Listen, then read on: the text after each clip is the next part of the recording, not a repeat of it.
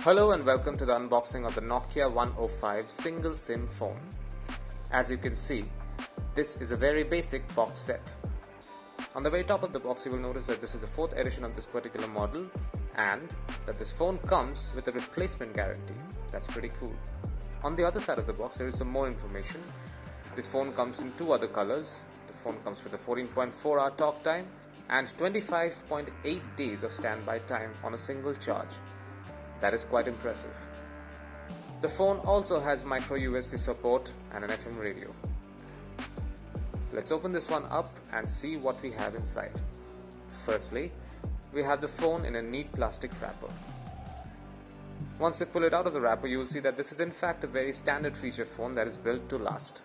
This one is in black. There is no camera or touch screen and it is quite light. Let's keep it to the side for now. Next we have the standard Nokia micro USB charger. This seems to be quite long. Right next to the charger we have an 800 mAh lithium ion battery. This is not a smartphone, so you will have to put in the battery like so and then hold down the red button for this device to start. Finally we have a quick guide which you should read at least once. And that's what you will find inside the Nokia 105 single SIM phone box. Thanks for watching.